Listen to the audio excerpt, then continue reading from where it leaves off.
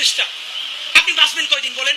আপনার এত বয়স হয়েছে, বাংলাদেশের গড়ে উঠছে প্রায় 20 বছর বেশি পাচ্ছেন।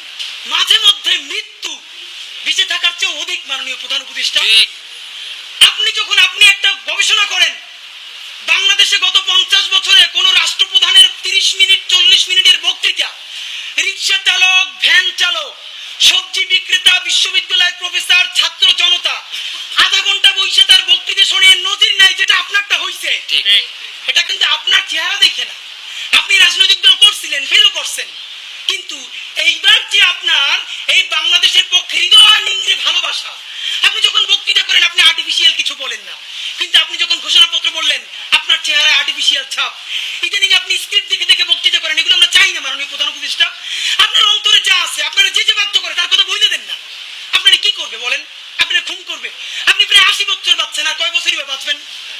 আপনি কি খাবেন, কি বাঁচবেন? আপনি বরং যদি আপনার আর্মি মেরে ফেলে, আপনারা যদি ভারতীয় আধিপত্যবাদ গুলি করে, আপনাকে যদি হত্যা করা হয়, কিন্তু সেই রক্তের বিনিময়ে যদি আপনি শহীদদের রক্তের বিনিময়ে নতুন বাংলাদেশ গড়ে যেতে পারেন, আগামী 1000 বছর বাংলাদেশের মানুষ নামাজে প্রার্থনায় আপনার জন্য শুধু দোয়া করবে।